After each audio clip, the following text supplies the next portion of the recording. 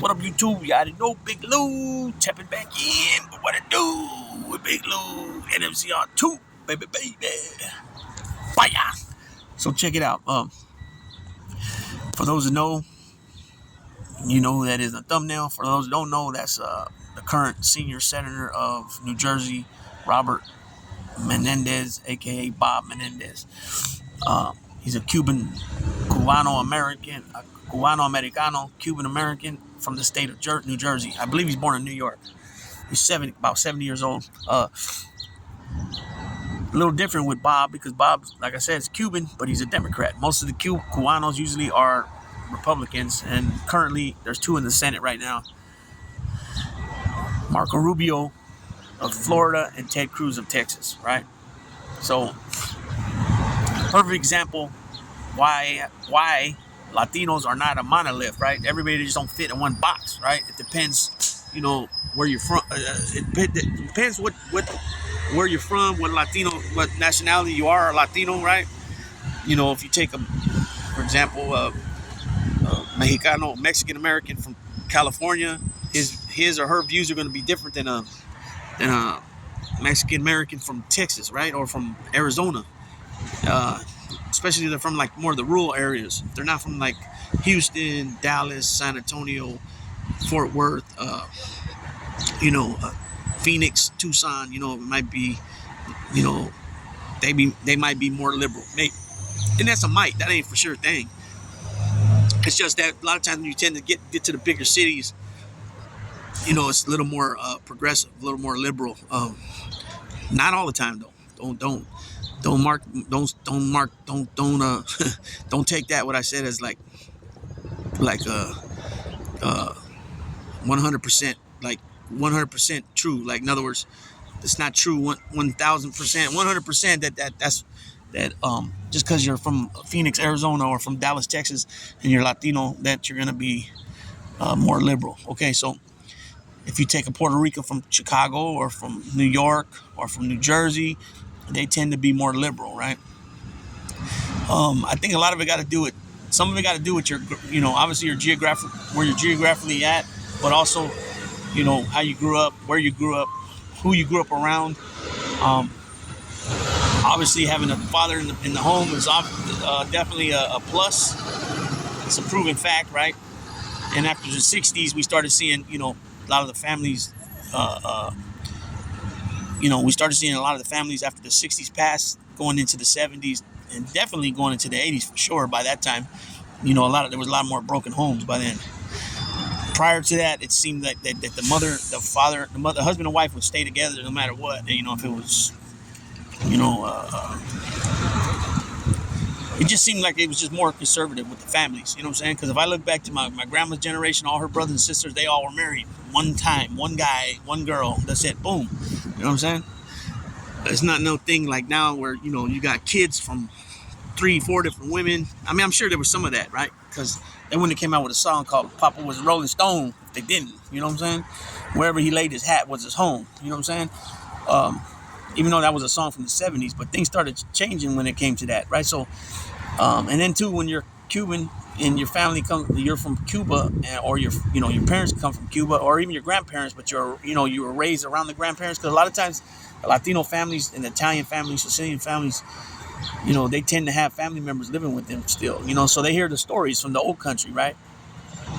And they tend to be more conservative because for some reason they get democratic values, democratic ideas confused with communist. It don't even make no damn sense, right? Especially when you never lived it. You know what I'm saying? You never lived something. How you gonna be? And not to the fact that you studied it in school or something like that and became, but just from the fact of just from what you heard. You know what I'm saying? And you base everything solely on that. I mean, you can't do that with anything. You can't just because you were told something. You can't go with that as being gospel. You know what I'm saying? Being the truth. You have to check into stuff yourself. You know what I'm saying? So anyways, back to what I was getting at. He was indicted on 16 charges. And he was found guilty on all 16. Very bad hit for him. Very obviously, very bad hit for the Senate. Very bad hit for the state of New Jersey. Very bad hit for the Democratic Party, and I'm gonna say a bad hit for the United States of America in a whole. Right? We can't have people in a place of power, in a position of power, making backdoor deals that are only benefiting them, right, or their family. In this case, it said that he was given lots of thousands of dollars of money, gold bars, a brand new convertible Mercedes, which had to run anywhere from 60,000 upwards to 120,000. I don't know what model it was. I don't know none of that. I don't think none of that matters. It didn't matter if they gave him, if he bought a $10,000 Mercedes Benz from a bribery money. It's still all bad. You know what I'm saying? It's not all good in Hollywood when you start doing shit like that. There's no place for it at leadership levels, especially. It's a bad hit to Latinos because, there's only currently, I think, 4, maybe 5 in the Senate. Congress has a few more, because you got more per state than the Senate. Senate just has 2 senators, a junior and a senior senator, 2 senators per state, 50 states, 100 senators. Boom. Right? But Congress, the House has over 434 members. So you have a lot of members from California, you have a lot of members from Texas, Florida, and then they're scattered out, after that. But those are the main ones, the main 3 states for sure. 4 states, New York, excuse me. So, there's just no place for that. So this idea that the Justice Department is only targeting Republicans is nonsense. This is the Hunter Biden is, even though he's not a government official, never worked for the government, he's still the son of the President of the United States. That's a big deal. Special prosecutor went after him, found him guilty, right? Henry Cuellar, Congressman of Texas, they indicted him.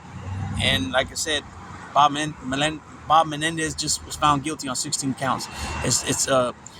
They're telling him he needs to resign. At first, he just got found guilty 2 days ago. So at first he didn't say nothing about that.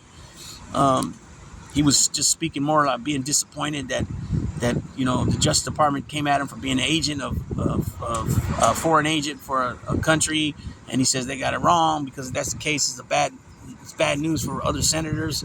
But the thing is, Bob was he was on top of the foreign affairs. I think it was Foreign Affairs Committee. So therefore, he wasn't the ranking member. He was the chairman. You know what I'm saying? So, and then keep in mind, he got found. He was indicted before in 2018 or 2019, 2017, one of those years under the Trump administration for some of the same type of stuff. But I think that time it was in Florida, I think. But it was a mistrial, and 10 out of the 12 jurors said they found him not guilty. So obviously the DOJ decided not to pursue it, since it was such a high number. Now, if it was 10-2 the other way, they would have definitely probably re-indicted him. So it's bad news. We can't have this type of shit going on, and we definitely can't have it going on from the top. You know what I'm saying? Trump's already showed that, on many different occasions, before the White House, during his time in the White House, and after the White House, that he's willing to do janky shit. You know what I'm saying? Now the Supreme Court just ruled that if you're a president and you're in office and you're doing something, it's considered an official act. So even if they can prove you had bad intentions, a bad motive, your motives were bad, that you're immune. You know what I'm saying? Which I don't understand. That makes no sense in the world.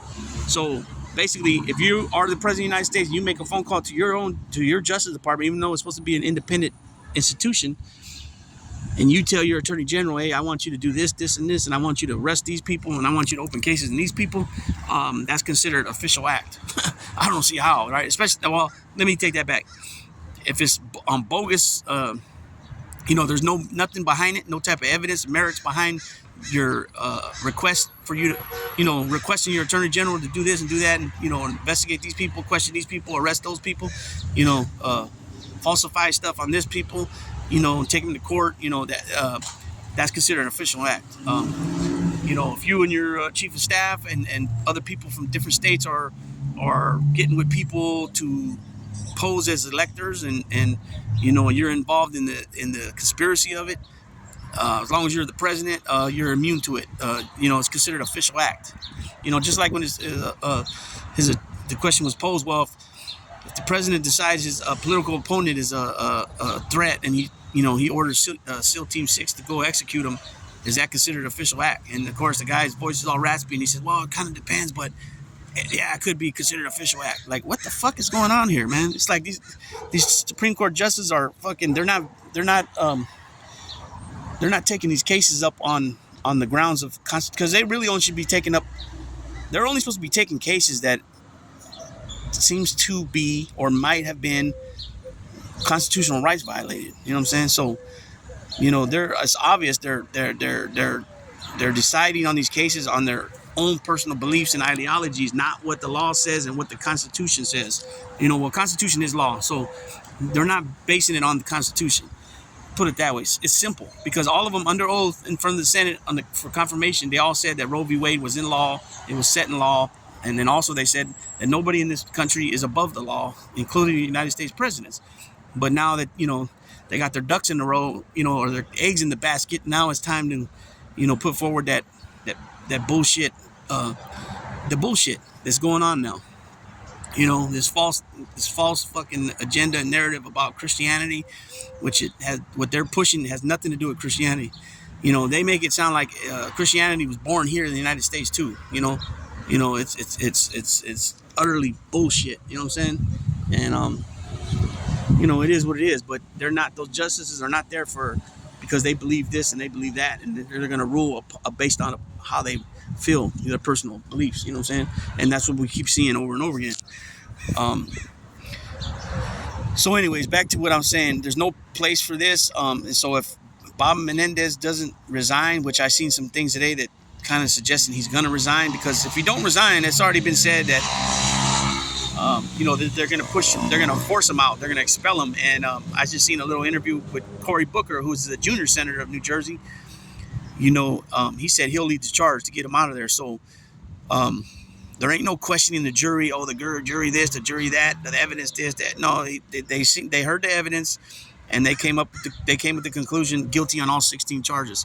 So, what's funny is, people are respecting the decision here, by the jury. They respect it. But when it's not suiting their person they like, or somebody from their side, then it's a problem, it's an issue, it's this and that. Two-tier justice system, blah, blah, blah. It's a bunch of bullshit, right? There is a two-tier justice system, but it ain't what they're trying to suggest. It's not a fucking 78-year-old white man that's fucking got a lot of money and a lot of, well, I don't even think he has, me personally, I don't believe he has a lot of money. I believe he has a lot of properties that are worth money, but as far as having just cold cash, liquid cash, laying around, nah, because I don't just believe it. I believe he's got stuff that's worth a lot of money, yes, but somebody that's got indicted in all those different places and never had to even put a bail up. You know what I mean? Come on, that's not a two-tier justice system. Getting away with running your mouth about all kinds of people, putting them in danger, that's not a two-tier justice system, right? But at the end of the day, this video is about Bob Menendez, and he's got to go, right? We can't have people like that that are, speaking for we the people, you know what I'm saying? And at the same time doing nefarious shit, you know what I'm saying? There's no room for that. That's not being American. That's not being a leader. That's just being a shitty ass, greedy motherfucker, you know what I'm saying? And with that being said, I'm gonna go ahead and tap out on this one. Give me your thoughts in the comment section, and we'll go from there.